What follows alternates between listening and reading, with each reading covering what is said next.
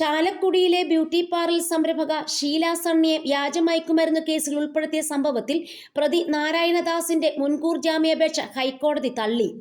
7 ദിവസത്തിനകം അന്വേഷണ ഉദ്യോഗസ്ഥൻ മുമ്പാകെ കീഴടങ്ങണമെന്ന് ഹൈക്കോടതി ഉത്തരവിട്ടു.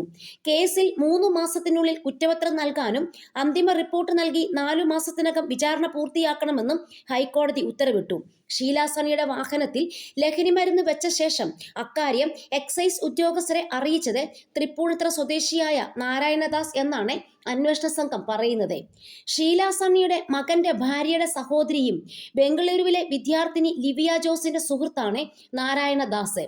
ലിവിയ ആവശ്യപ്പെട്ട പ്രകാരമാണ് വ്യാജ LSD സ്റ്റാമ്പ് ഷീല സണ്ണിയുടെ ബാഗിൽ വെച്ച ശേഷം നാരായണദാസ് വിവരം എക്സൈസിന് നൽകിയത്. മെഡിക്കൽ എക്സാമിനറുടെ പരാതിയിൽ ഇത് വ്യാജ LSD സ്റ്റാമ്പാണെന്ന് വ്യക്തമായെങ്കിലും എക്സൈസ് സംഘം ഈ വിവരം മറച്ചുവെച്ചു.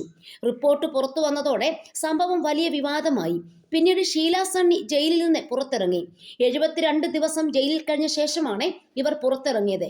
ക്രൈംബ്രാഞ്ച് കേസ് ഏറ്റെടുത്തതോടെയാണ് ഏറെ നാളുകൾക്ക് ശേഷം സംഭവത്തിൽ വ്യക്തത വന്നത്. ലിവിയ ജോസും നാരായണദാസും തമ്മിലുള്ള ബന്ധം വ്യക്തമായതോടെയാണ് ഇവരെ പ്രതി ചേർത്തത്.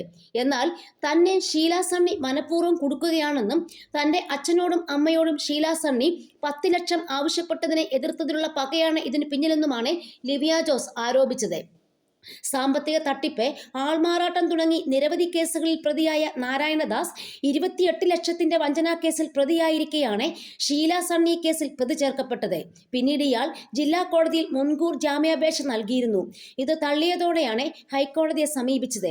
മുൻകൂർ ജാമ്യാപേക്ഷയിൽ ഇയാളുടെ അറസ്റ്റ് ഹൈക്കോടതി തടഞ്ഞില്ല.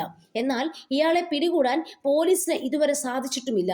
പോലീസ് കമ്മീഷണറുടെ അടക്കം വേഷത്തിൽ ആൾമാറാട്ടം നടത്തിയതിന് ഇയാൾക്കെതിരെ കേസുമുണ്ട്.